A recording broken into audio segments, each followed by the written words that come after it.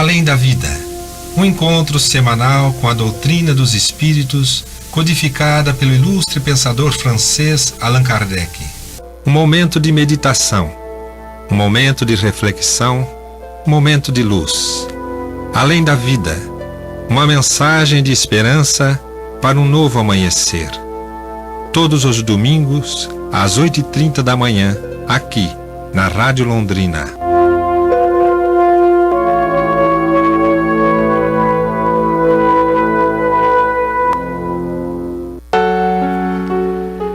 Prezados amigos do programa Além da Vida, muito bom dia.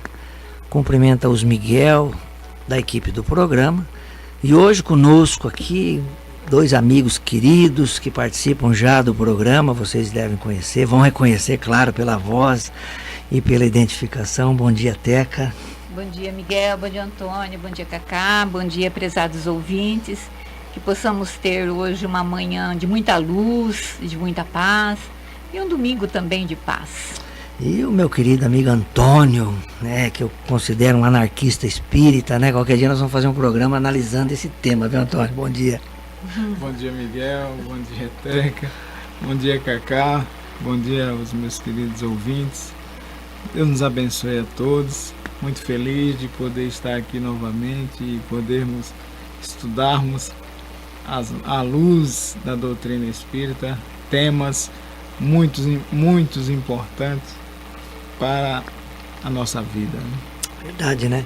E sempre dizendo que o programa é um trabalho, né, do Centro Espírita Allan Kardec de Cambé, que as pessoas podem acessar pelo site, né? Tem trabalhos a semana toda, sábado, domingo, né? E coordena esse programa já há muitos anos, né? Então, as pessoas que porventura ao ouvir o programa ficar com dúvida, dá um pulinho ali no Allan Kardec, né? O trabalho público normalmente é na quarta-feira, né, Teca? A partir das 8 horas. Na quarta-feira à tarde também tem outro trabalho público, né, Teca? Podia falar um pouquinho desse trabalho? Às 14h30 nós já temos um trabalho também de evangelização com a Silene, né, que também faz parte aqui do programa Momentos Além da Vida. E todos são convidados a participar, né? Ela faz a palestra, temos o passe, né? Temos a biblioteca nesse momento também aberta, né? Para quem quiser emprestar os livros, para leitura, para estudo. E depois os passes nas crianças lá da creche. A gente pode dizer que na quarta-feira o trabalho é à tarde e à noite, né, Teca? Sim, o dia todo de trabalho, viu? E temos a Zeca lá fazendo o atendimento fraterno também, quando necessário, né? A semana toda, né? Em horário comercial, vamos assim dizer, né? A Maria José, ou só à tarde? Mais à tarde. Mais à tarde, né? De manhã não. Então, fica aí, pessoal, essa orientação a todos vocês. Cambé aqui já está pertinho, né? O seu Hugo sempre dizia que Londrina era um bairro de Cambé. A gente falava a mesma coisa, né, Teca? Ele dizia mesmo. Então, às vezes aqui do centro da cidade, a gente vai mais para Cambé do que para o aeroporto. Mas está aí, pessoal, o nosso programa de hoje. Perdão. E vamos dar início com o Momento Espírita, né, preparado pela Federação Espírita do Paraná, que hoje traz como título o autoconhecimento.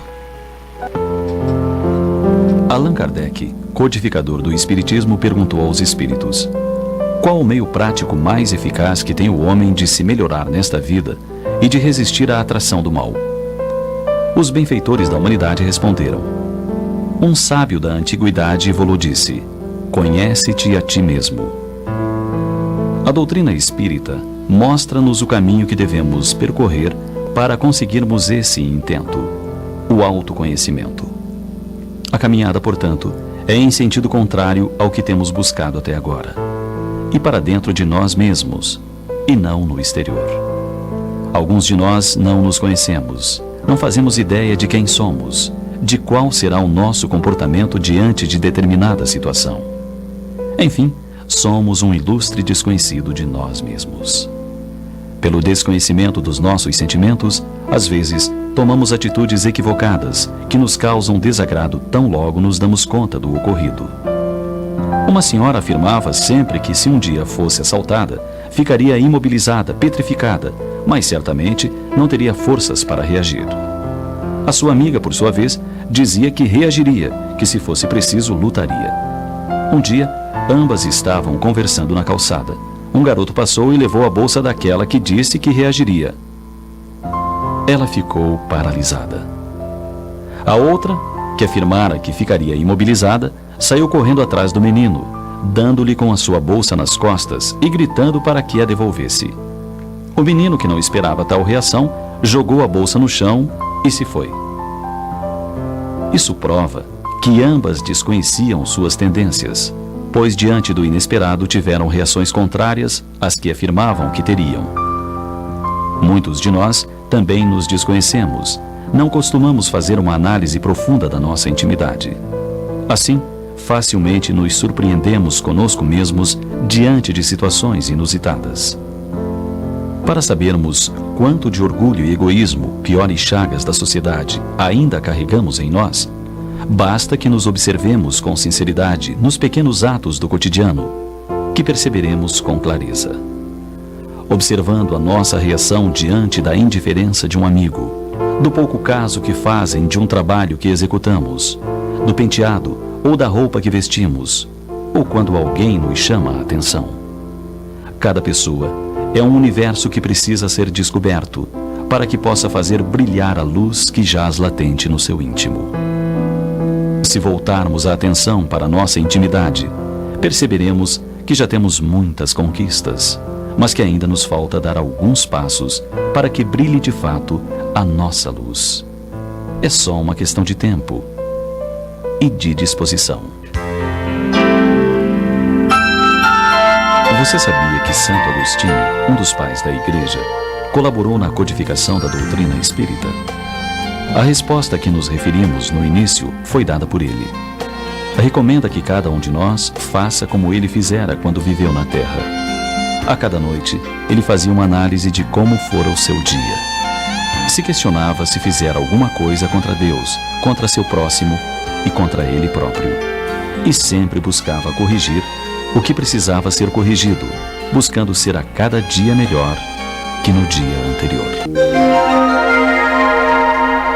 Os textos do Momento Espírita estão à sua disposição na internet. É só acessar momento.com.br. Mais informações, ligue 41 3223 6174, Curitiba, Paraná.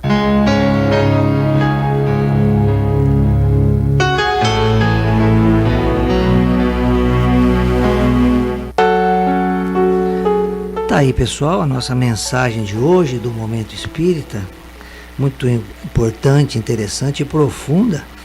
É uma fala de Santo Agostinho que está ali no Livro dos Espíritos, a obra fundamental da doutrina, a obra básica, né? Então é o livro que dá origem a toda a doutrina espírita, todas as outras 22 obras de Allan Kardec.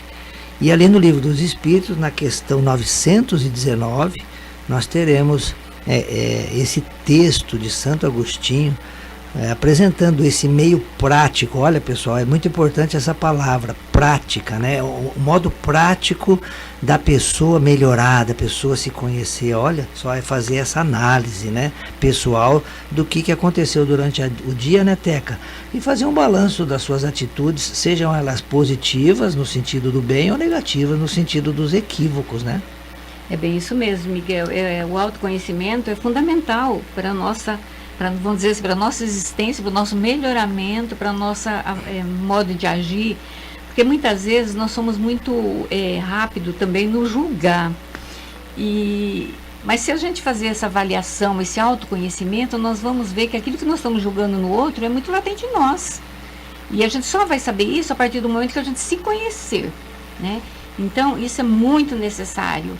E o fato de você se conhecer também é mais fácil você trabalhar as suas imperfeições, os seus vícios, coisas que às vezes está enraizado em nós assim há muito tempo e que já é mais que necessário a gente começar a trabalhar isso.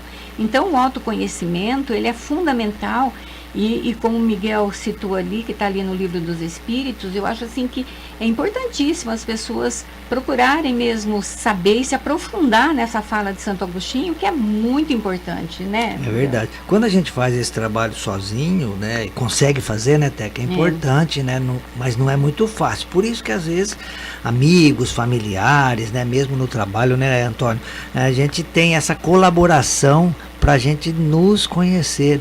Porque é muito fácil, né, a gente camuflar os vícios, as imperfeições, né? E os amigos sempre passam a mão na nossa cabeça, Sim. né? Nos beijam, nos abraçam, mas tem aqueles que não são tão Os amigos. adversários. Não, às vezes são pessoas mais frias, né? Falam, olha, você precisa controlar esse teu egoísmo, hein? A gente não está preparado para os feedbacks, né? Isso. Nós observamos na mensagem que o momento crucial é um momento emotivo para essas duas personagens da história. Elas estão sofrendo um furto, né? E esse momento emotivo nós desconhecemos em nós, essa emoção aflorada, que você pode tomar decisões equivocadas nesse instante.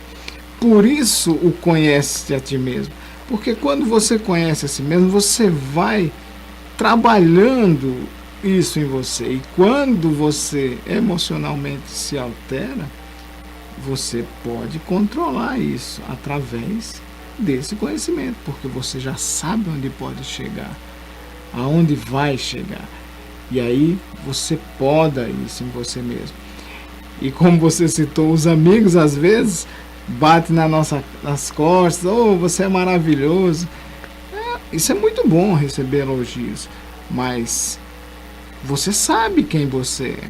E aí, se você descuida, a vaidade toma conta, aí é necessário vir alguém e chamar a nossa atenção e nos relembrar o que de fato somos, para que possamos, pouco a pouco, ir corrigindo e melhorando, como dizia Santo Agostinho, né? Por isso que ele, no final do dia, à noite, na tranquilidade, analisava tranquilamente e pesava se ele foi bom para Deus e para o seu próximo ou não. Assim façamos o mesmo e nós vamos ter muita coisa boa em nossa vida. Verdade, Antônio. Essa recomendação de conhece-te a ti mesmo é individual, né? Em primeiro lugar. Eu lembrei, não sei se vocês recordam, de uma história que o Divaldo conta nas palestras, quando falou da reação ali de uma e de outra, né, das mulheres em relação ao roubo da bolsa. O Divaldo, vale a pena, pessoal, quem puder buscar na internet, no YouTube, né? Claro que o Divaldo conta num outro contexto de uma senhora estrangeira que fazia trabalhos na Mansão do Caminho, provavelmente alemã, né? E o rapazinho vem, né, tá lá em Salvador, né? Ele vem e rouba a bolsa da senhora, e a senhora tem uma reação assim muito brava, chamando a atenção do moleque e tal, e num determinado momento fala, eu preciso da bolsa que eu vou na Mansão do Caminho. A hora que ela fala isso, o moleque para, volta, devolve a bolsa para a senhora, né? E fala assim para a senhora, dê recomendações ao tio Divaldo, né? E vai embora, e some no meio da multidão, né? Aí quando a mulher vai lá para a casa do Caminho, lá do Divaldo, né, Mansão do Caminho, né, fazer o trabalho lá e tal, tá passando assim, vendo as crianças trabalhar e tal, com o Divaldo do lado, ela identifica o moleque, né? E imediatamente ela cutuca o Divaldo assim, fala, Divalda, né? Chama o Divaldo de Divalda, né? Pelo sotaque dela. O ladrão. E o menino que estava ali ouviu, falou, ladrão não senhora, eu devolvi-lhe a bolsa. E é bonito, pessoal, vocês ouvirem o contexto depois do desdobramento dessa história, que o Divaldo conta na emoção dele, que é muito bacana, né? Para entender que é isso, né? A gente, a todo momento, né, Teca, Antônio, a gente está se autoconhecendo. Não só nas grandes experiências, né, mas principalmente nas pequenas, né? É aí que a gente vai se conhecer, porque como a gente caminha rumo à perfeição, os detalhes são importantes, né, Teca? Muito importante, né?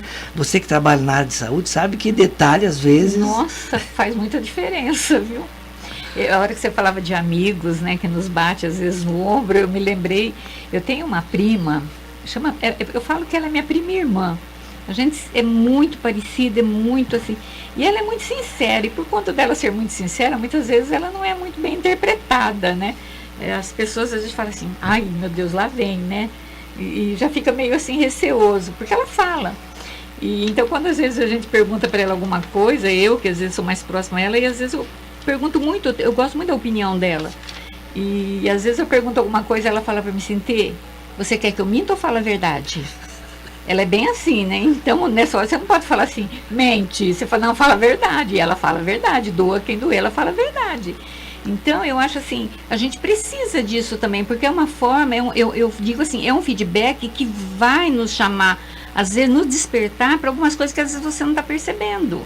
E aí você se transforma, é o autoconhecimento. Quer dizer, o de fora consegue analisar melhor nós do que nós mesmos, né? A gente tem que ficar nós passando pano, assim, às vezes em algumas atitudes nossas. E o outro não, ele pode falar aquilo que realmente está acontecendo. É verdade, Teca. A gente está perdendo, pessoal, perdendo não, né? Mas a gente está colocando um pouco mais de tempo nesse tema do autoconhecimento, né, Antônio? Porque ele é fundamental para tudo, para nossa vida, né? Se a gente não se conhecer, como é que vai ajudar o próximo, né? Se a gente tem necessidade, né? E eu vejo, Antônio, que é esse trabalho que a gente faz na casa espírita, às vezes é numa conversa que a gente está ali durante a palestra, ou depois da palestra, cara, durante a palestra nós estamos prestando atenção. Mas depois que termina o passe, que a gente está reunido ali, uma palavra que a gente faz, um gesto, um abraço, né? Isso ajuda muito a outra pessoa, né? E porque ela pode estar passando por um problema muito grande e a gente não está sabendo, né? Então eu penso que muitas vezes nós temos o diamante na mão. O que é o diamante? O diamante é o conhecimento, é a postura, né? O sentimento de acolhimento em relação às pessoas. O que a gente faz com esse diamante? Se a gente jogar no rosto da pessoa, vai ferir, vai machucar. Se a gente oferecer ele com a mão, como a Teca diz agora, você quer a verdade ou quer a mentira? Você escolhe, né?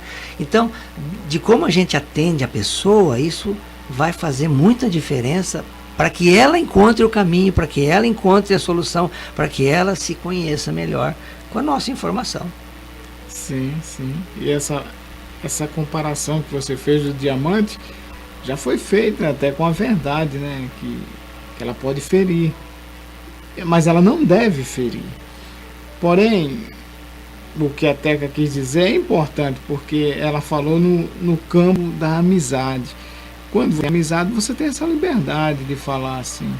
Uma coisa, um detalhe importante, como você, usando a mesma palavra detalhe, um detalhe importante nisso tudo é se colocar no lugar do outro. Você estar no lugar do outro, aí você vai sentir o outro e aí você vai poder ajudar melhor. Não há como ajudar o nosso próximo se não nos colocarmos, se não tivermos compaixão. Sem compaixão, nós não seremos úteis. Temos que ser úteis, porque os ensinamentos sobre todas essas coisas nós vamos encontrar na Boa Nova, nós vamos encontrar com Jesus. É Jesus, o Mestre, aquele perfeito, que deu a direção correta para que tomássemos as decisões melhores, para que nossos relacionamentos sempre fossem melhores. Excelente, Paulo Antônio.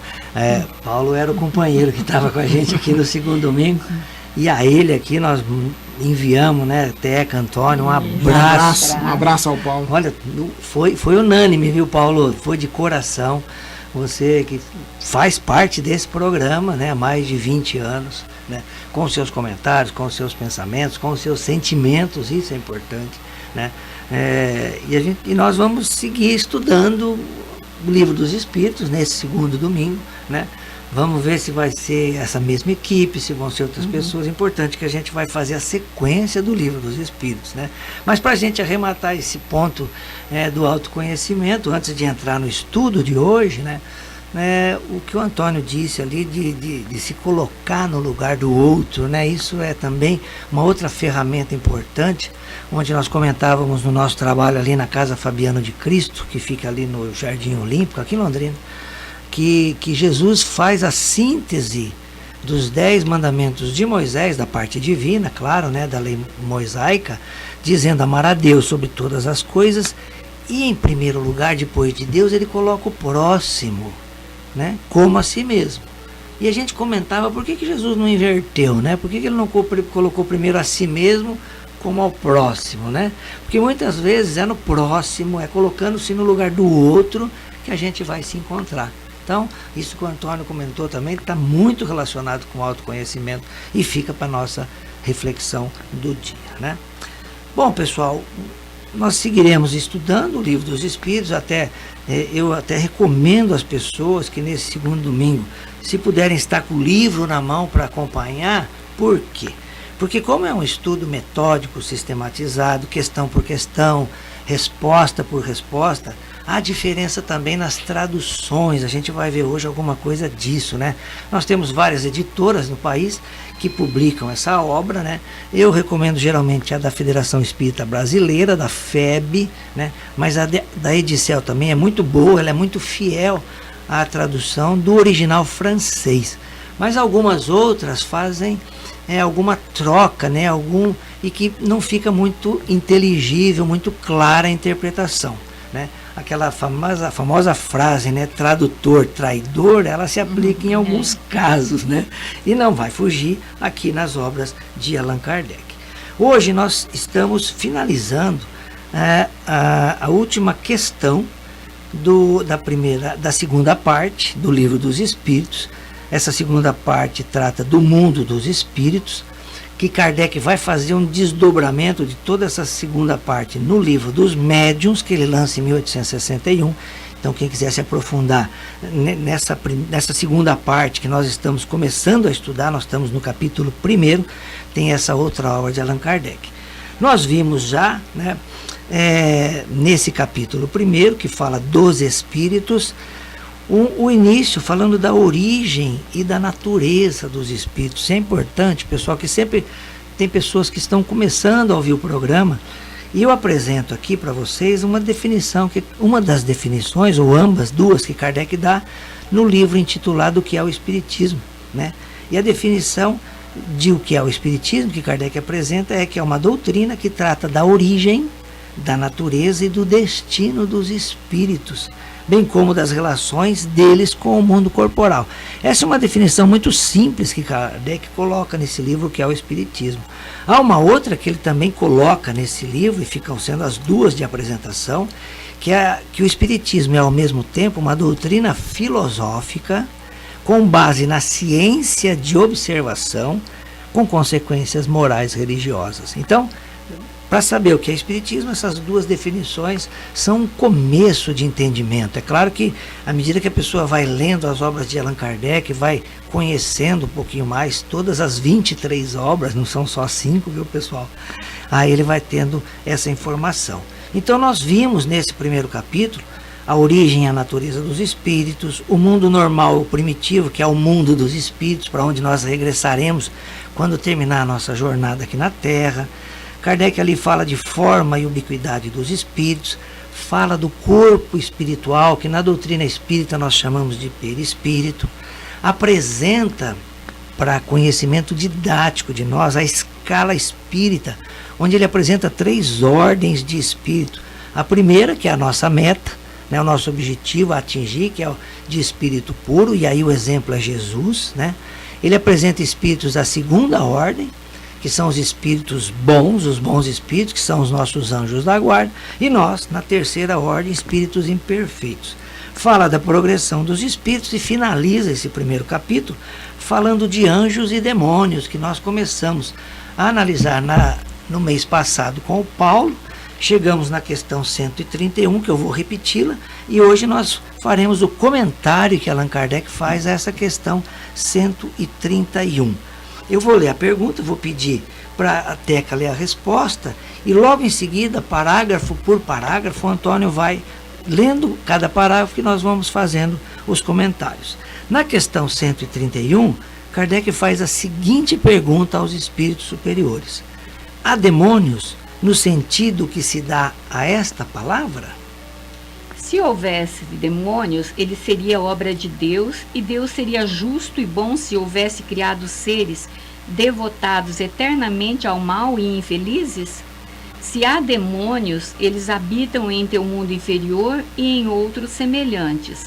São esses homens hipócritas que fazem de um Deus justo um Deus mau e vingativo, e creem lhes serem agradáveis pelas abominações que cometem em seu nome.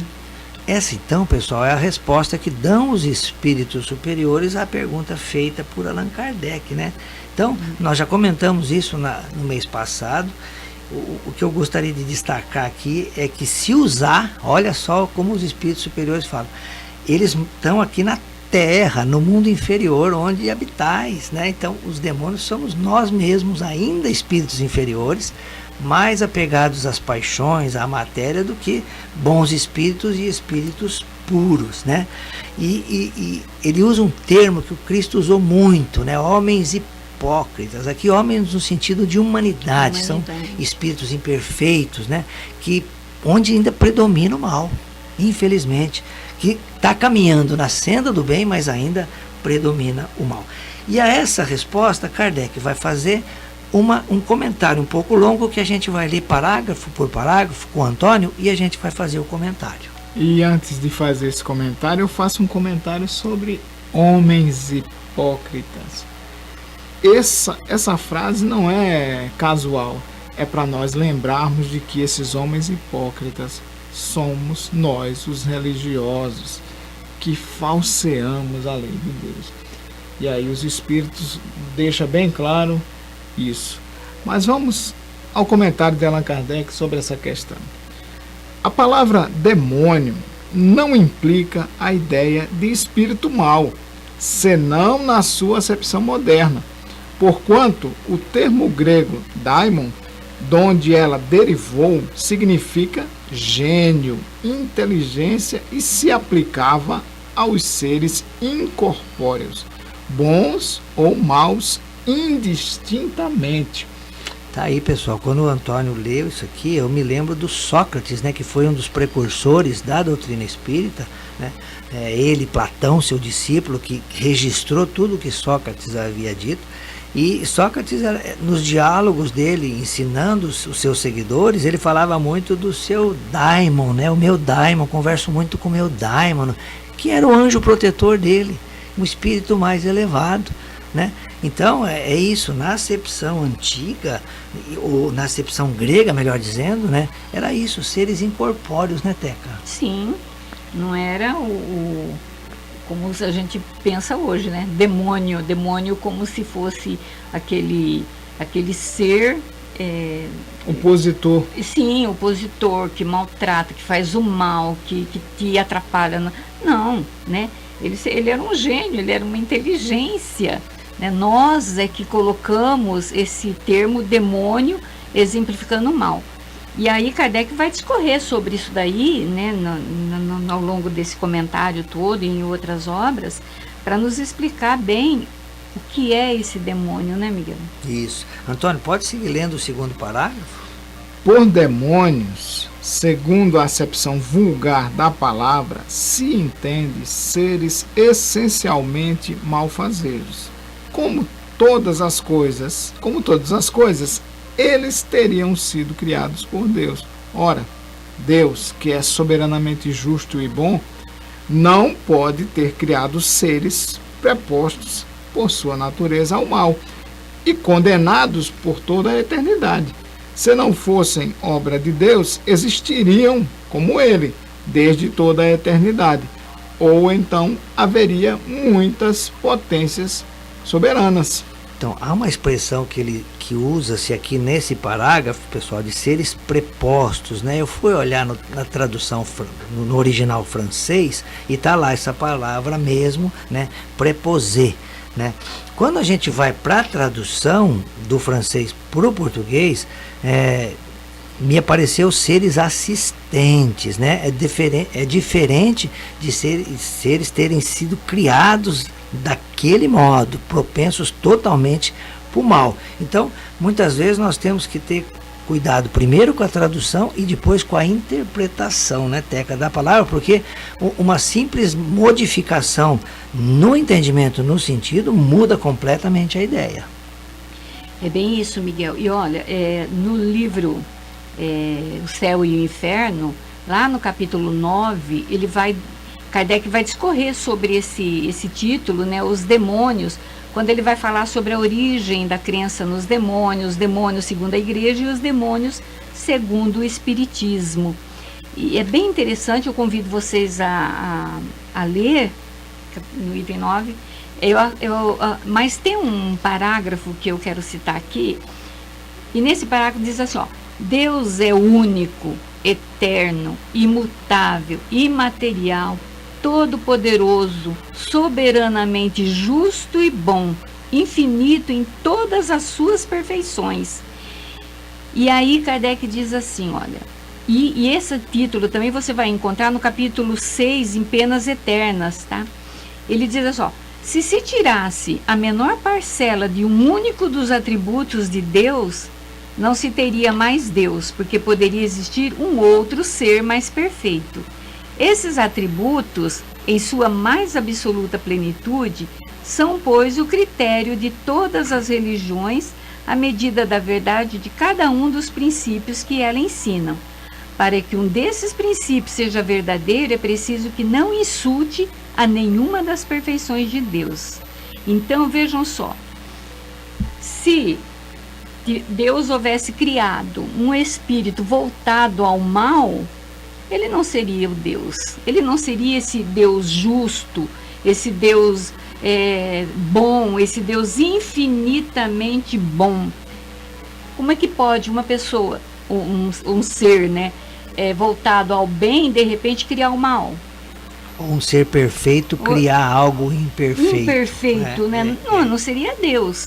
Então, e aí, dentro desse capítulo mesmo, quando ele vai falar do demônio segundo a igreja, ele fala muito, muito bem a respeito disso, quando ele diz assim que se esse anjo, esse espírito do mal, esse demônio, vamos dizer assim, ele já houvesse sido como Deus, né, incriado, né, esse é o termo que ele usa no livro.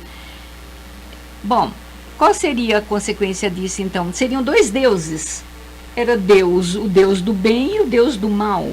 Então já teria dois deuses, né? O Deus então já não seria único. E aí ele fala, se fosse criado então posterior, esse demônio, esse ser mal, fosse criado posterior a Deus, então é uma criatura que Deus criou por bel prazer, vamos dizer assim, o mal.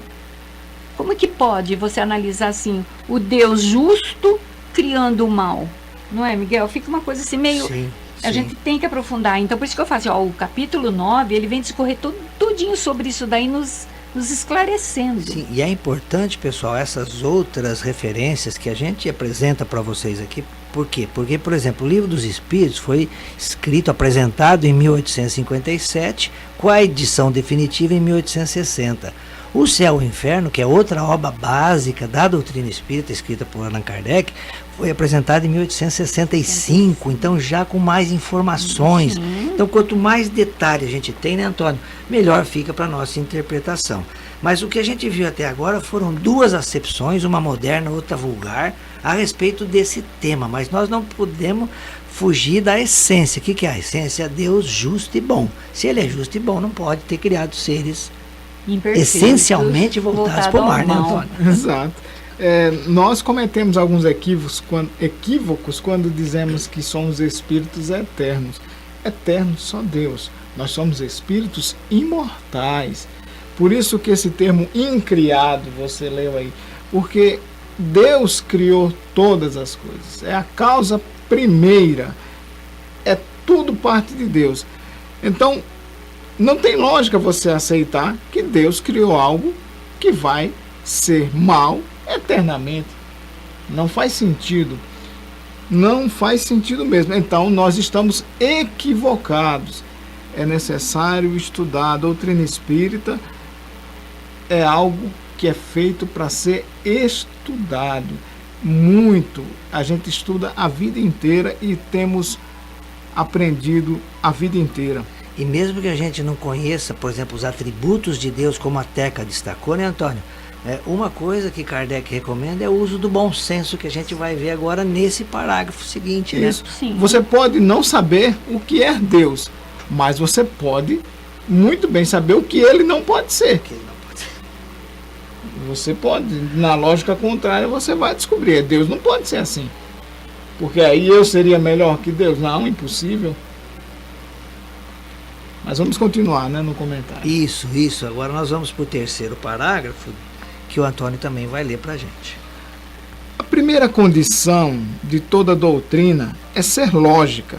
Ora, a dos demônios, no sentido absoluto, falta esta base essencial.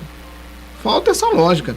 Concebe-se que povos atrasados, os quais, por desconhecerem os atributos de Deus, admitem em suas crenças divindades maléficas, também admitam demônios. Mas é ilógico e contraditório que quem faz a bondade um dos atributos essenciais de Deus suponha haver ele criado seres destinados ao mal e praticá-lo perpetualmente, porque isso equivale a lhe negar a bondade. Os partidários dos demônios se apoiam nas palavras do Cristo. Não seremos nós quem conteste a autoridade de seus ensinos, que desejaríamos ver mais no coração do que na boca dos homens. Porém, estarão aqueles partidários certos do sentido que ele dava a esse vocábulo? Não é sabido que a forma alegórica constitui um dos caracteres distintivos da sua linguagem? Deve-se-á tomar ao pé da letra tudo o que o Evangelho contém? Não. Precisamos de outra prova além da que nos fornece esta passagem. Lê o seguinte também. Logo, agora vamos ler a passagem. Logo após esses dias de aflição, o sol escurecerá e a luz não mais dará sua luz. As estrelas cairão do céu e as potências do céu se abalarão. Em verdade vos digo que esta raça não passará sem que todas estas coisas se tenham cumprido. Não temos visto a ciência contraditar a forma do texto bíblico no tocante à criação e ao movimento da terra? Não se dará o mesmo com algumas figuras de que se serviu Cristo, que tinha de falar de acordo com os tempos e os lugares? Não é possível que ele haja dito conscientemente uma falsidade. Assim, pois, se nas suas palavras há coisas que parecem chocar a razão, é que não as compreendemos bem ou as interpretamos mal. Tá aí, pessoal, olha só, né? A dificuldade que nós temos de, primeiro, interpretar. Muitas coisas também foram mal traduzidas, né, Teca? Ou foram desvirtuadas por interesses próprios de determinadas doutrinas, né? De modo que o Espiritismo, quando se apresenta no final do século XIX, em 1857, com essa obra que nós estamos estudando, foi porque os espíritos já podiam entender um pouco mais, os encarnados, né, que estavam aqui na Terra. Então agora sim, vem de maneira mais clara dizer a mesma coisa que Jesus disse há 2000 anos atrás, né? Mas de uma forma que pudesse entender melhor, né, Teca? Sim, porque por isso que ele fala assim, que a gente tem que ter uma doutrina lógica, né? A gente tem que usar a razão, não pode ser uma coisa fantasiosa. E essa coisa do interpretar e do compreender é bastante importante, porque muitas vezes você vai lá no Evangelho, como ele fala assim, das palavras do Cristo. A gente sabe que Jesus usava muita parábola para explicar, ele contava histórias, né, para que as pessoas pudessem ter um entendimento melhor do ensinamento que ele queria passar. E eu sou totalmente favorável a historinhas, viu, gente? Eu já estou como falando aqui. Eu acho que chama mais atenção, marca mais. E Jesus, ele usava desse método, né, de contar as historinhas e de usar algum termo. E a gente tem que tentar entender que para aquela época, para aquele povo, era necessário isso. Então, quando ele usava esse termo lá naquele tempo, demônio ou coisa assim, primeiro porque a gente tem que ver a tradução, né, se realmente foi nesse sentido que foi escrito, foi traduzido. e compreender os ensinamentos que ele passava através disso daí, o que é muito difícil, porque muitas vezes as pessoas pegam o evangelho, né, ao pé da letra. Mas a gente tem que ver a situação, a época, as condições que estavam, né? E é isso que ele mais está mostrando aqui para nós. E é aquilo que o Miguel tinha comentado, nós temos que usar sempre o bom senso para tudo, né? E principalmente aqui, né, Miguel? Sim, ainda hoje nós temos necessidade dessas histórias. O que não é a segunda parte do livro Céu e Inferno, que tem como subtítulo A Justiça Divina, segundo o Espiritismo, que são os exemplos dos espíritos que passaram por determinadas situações, sejam espíritos felizes, suicidas, endurecidos, né, Teca? Que não vem narrar sua própria história para nos servir de exemplo, né? Porque hoje está muito próximo, né? São fatos, pessoal, que aconteceram aqui há 2 séculos, 3 séculos passados, né? Que são muito reais nos nossos dias de hoje. Olha, a gente pega o tema do suicídio, pega o tema do aborto, né? São temas muito atuais que já se vivia naquela época. Só que o entendimento menor do que se tem hoje, né, Antônio? A humanidade mais evoluída recebe uma doutrina espiritualista, que é o Espiritismo, com base na ciência de observação, como a gente viu, né, mostrando que os fenômenos estão acontecendo à nossa volta o tempo todo, com consequências morais religiosas, ou seja, nos aproximando mais de Deus. Sem esquecer que Allan Kardec deixou claro, ele sabia que a ciência em sua época iria evoluir. E ele deixa claro, se a algum ponto a ciência provar que está correta, nós devemos abandonar este mesmo ponto na doutrina e seguir a ciência, porque a evolução continua. E Kardec sempre foi a favor de nós estarmos melhorando o nosso entendimento, porque como é uma doutrina raciocinada, nós temos limites no nosso próprio raciocínio. Cada um vai entender de uma forma. Exatamente. Inclusive esse tema, agora que nós estamos falando, demônios, que é um tema controverso e que é muito antigo, nós vamos estar causando muitas dúvidas em nossos queridos irmãos. Vai ter irmãos espíritas que são ainda simpatizantes dessa doutrina, que vai dizer assim, mas como? Você está dizendo que a doutrina não acredita em demônios? E aí nós vamos dizer, é óbvio que a doutrina não acredita em demônios da maneira como pinta o demônio. Porque o demônio pode ser e é, na doutrina, o espírito mau, aquele que ainda não aprendeu a fazer o bem e que se compraz em machucar o outro, em fazer o mal ao outro, mas não de forma perpétua. Ele vai se modificar, ele vai se melhorar, como todos nós, porque o nosso destino é a perfeição. Verdade, Antônio. Só um esclarecimento, quando o Antônio fala se o Espiritismo não estiver de acordo com a ciência, pessoal, que ciência é essa? Ciência espiritualista, porque a ciência da Terra, ela estuda a matéria, e a ciência espiritualista, ela vai estudar o espírito, como o espiritismo. O objeto de estudo do espiritismo é o espírito. Então, muitas vezes, Exatamente. equivocadamente, a gente quer entender a ciência espiritualista usando a ciência material. São diferentes, elas têm pontos em comuns. Nós já observamos isso. Sim. Termos como física quântica colocado dentro da doutrina, que é algo que não existia na época do Kardec, né? Porque a física quântica ela é descoberta após século XX, e aí as pessoas fazem essa confusão. Por isso a preocupação nossa de não causar confusão, sim esclarecer, né? Os termos não são fáceis, os temas são complexos, e o que a gente tem que fazer aí, parágrafo por parágrafo, frase por frase. Teve dúvida? Conversa, consulta os livros, consulta as pessoas, consulta o Kardecpédia para ver se tem alguma informação. Para a gente finalizar, pessoal, tem mais 2 parágrafos. Vou pedir para o Antônio ler um e a Teca vai ler depois o último parágrafo. Só que nós não vamos fazer comentário, vamos deixar para vocês refletirem e aí depois nós já vamos chamar o nosso amigo Zé Antônio, né? E antes disso fazer as nossas despedidas. Antônio, então, o penúltimo parágrafo? Tá, vamos continuando aqui. Os homens fizeram com os demônios o que fizeram com os anjos.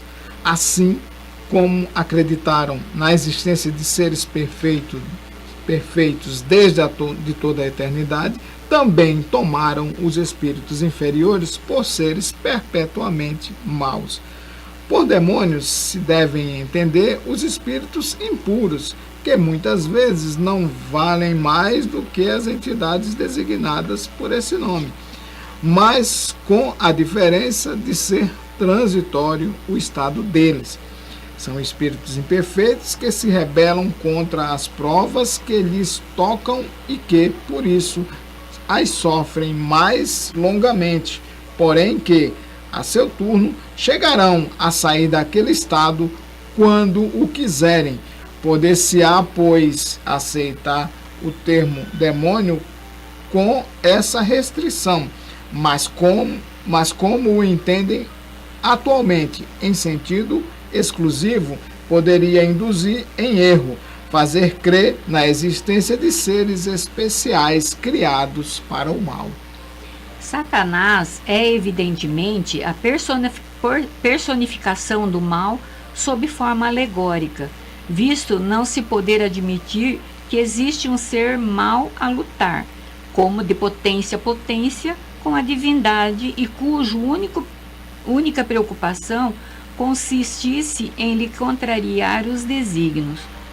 Como precisa de figuras e imagens que lhe impressionem a imaginação, o homem pintou os seres incorpóreos sob uma forma material, com atributos que lembram as qualidades ou os defeitos humanos. É assim que os antigos, querendo personificar o tempo, a pintaram como a figura de um velho munido de uma foice e uma ampulheta. Representá-lo pela figura de um mancebo seria contrassenso. O mesmo se verifica com as alegorias da fortuna, da verdade, etc. Os modernos representaram os anjos, ou espíritos puros, por uma figura radiosa, de asa branca, emblema da pureza. O Satanás, com chifres, garras e os atributos da animalidade, emblema das paixões vis. O vulgo, que toma as coisas ao pé da letra, viu nesses emblemas individualidades reais, como vira outrora Saturno na alegoria do tempo. Tá aí, pessoal, os comentários que Allan Kardec vai fazer a esse tema, anjos e demônios, né? Fica sempre a nossa recomendação das pessoas consultarem ali o Livro dos Espíritos, a partir da questão 128 até a questão 131, que finaliza com esse comentário de Allan Kardec. Nós vamos nos despedindo já de todos, né? Dizendo que o final será feito pelo nosso querido amigo José Antônio Vieira de Paula, hoje na espiritualidade, um mentor querido de todos nós, que vai nos falar de morrer é fácil, desencarnar não, né? Prestem atenção que é muito interessante, tem muita diferença entre morrer, falecer o corpo físico e o desencarnar, né? O desligamento. Eu desejo a todos, né? Vou já me despedindo aqui, um ótimo domingo e uma semana de muita paz e de muito amor. Bom dia a todos. Que Jesus nos abençoe, que tenhamos uma semana também de muita luz, de muita paz, de muita compreensão. Que Jesus nos abençoe. Muito obrigado a todos vocês e não se preocupem, porque esse tema de fato é muito complexo e temos a vida toda para estudarmos. Deus abençoe a todos nós. Olá, amigos. O objetivo do nosso trabalho com estas cartas do além é trazer nestas horas em que todos os dias os nossos noticiários estão apresentando aquele número que se modifica de pessoas que estão partindo para a espiritualidade, dando aquela impressão de que não existe uma lei maior regendo todo esse processo. Ao contrário, para nós mostrarmos que Deus está presente, que a vida continua, nós trazemos as vozes dos espíritos que um dia passaram por esse processo e que através de Chico Xavier vieram trazer aos seus entes queridos as suas palavras, as suas notícias do lado de lá, para acordar, despertar nos corações dos que estão do lado de cá a certeza de que a vida continua. Hoje nós vamos ler uma mensagem é escrita por um jovem, o espírito de um jovem de 18 anos que desencarnou num acidente em Minas Gerais, né, indo para a Lagoa da Pampulha. Ele e um amigo, estavam em 2 a 3 pessoas, um não faleceu, 2 faleceram, ele, o Ivo e o Bernardo. E ele traz, através de Chico, 4 anos depois, ele traz uma mensagem para a sua família. Só que 3 meses depois ele já traz um recado através de uma outra mensagem de um outro espírito. Ele já deixa algumas notícias. Então ele começa dizendo assim: querida mãezinha Neide, estou a uni-la com o papai Adalberto em meus votos a Deus por nossa felicidade. Mãe, sei que você anda desejosa de notícias pormenorizadas, mas eu estou tendo dificuldade para isso. Não é preciso ser mágico para adivinhar quantas mães se acham aqui à procura dos filhos, o que me leva a ir escrevendo pouco a pouco as impressões que eu aspiro a fornecer. Mamãe, é fácil morrer, mas não é fácil desencarnar. Olha que frase bonita que ele escolhe, né? Porque não é a mesma coisa, não é. Morrer é o corpo físico, desencarnar é o espírito deixar o corpo físico e se adaptar às realidades da vida imortal. Diz então Ivinho, né, que é o Ivo, a pessoa continua tão profundamente ela própria que muita gente chega por aqui a não admitir que haja deixado a roupa física para envergar outros trajes. É uma graça, mas é uma lástima. Amigos tenho encontrado e reencontrado quase que aos montes, mas a linguagem de todos eles é o idioma de quem ficou no quarto que não mais lhe pertence, nos familiares que talvez não mais conheça, nas camisas prioritárias, nos passeios habituais. É o apego à vida física, né? É aquela lei da conservação. A gente se apega tanto à vida física que depois tem dificuldade de se desprender dos nossos sonhos, dos nossos anseios, dos nossos apegos realmente às coisas da vida terrena. E temos de engolir, diz Ivinho, o que digam, porque o que fazem, o fazem com tamanha sinceridade que a gente aprende a resguardar qualquer risinho de estranheza para depois. E nesse ambiente que estou refazendo energias, o Bernardo e eu continuamos juntos. Eles desencarnaram no mesmo acidente. Saímos para remar. Então eles foram fazer exercício de remo lá na Lagoa da Pampulha. E prosseguimos remando, mas de outro modo.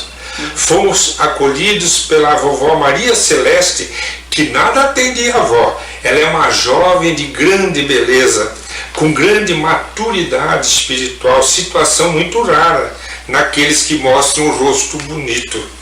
Acontece que ela já contou há algum tempo através da recessão e por isso parou no tempo, e que se julga mais valioso para ela no setor da apresentação, apresentar-se mais jovem, né?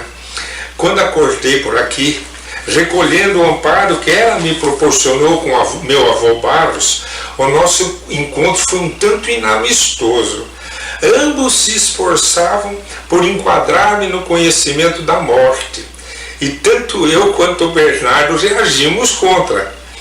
A vovó Celeste, que não pôde deixar de rir francamente quando eu lhe declarei que estava mais vivo do que nunca e que exigia o meu barco e minha rede de volta a fim de regressarmos para a sua companhia, para a companhia de meu pai Adalberto, do Júnior, da Maria Ângela, porque eu não encomendara a morte, dizia ela. Nunca encomendara a morte nenhuma. O que eu queria mesmo, além de retornar à família, era me casar e ser feliz. Bem sincera, né, a mensagem do jovem. Os nossos interlocutores se entreolharam com o sorriso de quem contava uma anedota infeliz com muita educação e não se fizeram intransigentes. Apenas disseram que conheceríamos a realidade por nós mesmos. E os dois se incumbiram de fazer do seu rapaz este moço acanhado e talvez rabugento que passei a ser. Mamãe, ore por nós. Dizem que quem pratica aceitação adquire uma fortaleza invejável para superar todos os problemas, e eu preciso dessa ginástica. Outro ensinamento profundo, com certeza guiado pela vovó Celeste, pelo avô Adalberto, pelo avô Barros. Ele está lhe dando essa lição: a aceitação, resignar-se diante dos desígnios de Deus. Não estou infeliz, mas ainda um tanto inconformado com aquele negócio de acidente.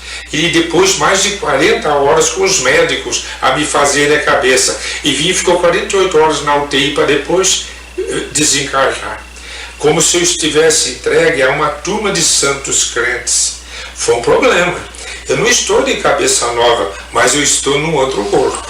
Veja lá se isso é compreensível. Estou bem.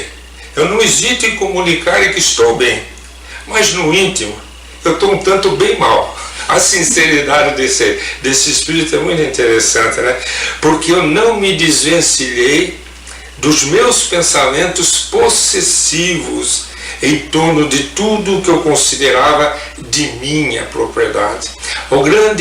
Uma das grandes dificuldades da alma que parte é o achar que a vida é as coisas que deixa, que ali está a vida dele. Jesus já falava isso, né? Quando conta a parábola do homem que guarda no celeiro tanta coisa para quando fosse ficar velho, e Jesus fala: hoje ainda Deus pode pedir a tua alma, né? Para dizer, não adianta ficar se apegando às coisas na matéria. De qualquer modo, diz Ivinho, não se impressione, mamãe, eu já sei que isso é comum por aqui. A morte do corpo, para a maioria dos que estão desencarnados, não se faz de modo violento, quanto à incorporação dela aos nossos conhecimentos atuais. A mudança, para quem não curtiu cama ou velhice, enfeitada de enxaquecas, há de ser lenta, e eu ainda estou nessa. Perdoe-me haver escrito tanto sobre isso, mas eu estou diante do seu carinho, e nós ambos, em família, sempre tivemos assuntos tristes para fazer alegria, e casos felizes para chorarmos. Que Deus me transforme para ser como eu devo ser. Lembranças aos irmãos, e envolvendo o seu carinho de mãe com a bondade do papai Adalberto, deixo-lhe umas boas dúzias de beijos do seu filho, sempre seu, Ivo de Barros Correia Menezes. Além da vida, um encontro semanal com a doutrina dos espíritos, codificada pelo ilustre pensador francês Allan Kardec. Um momento de meditação, um momento de reflexão, um momento de luz. Além da vida, uma mensagem de esperança para um novo amanhecer.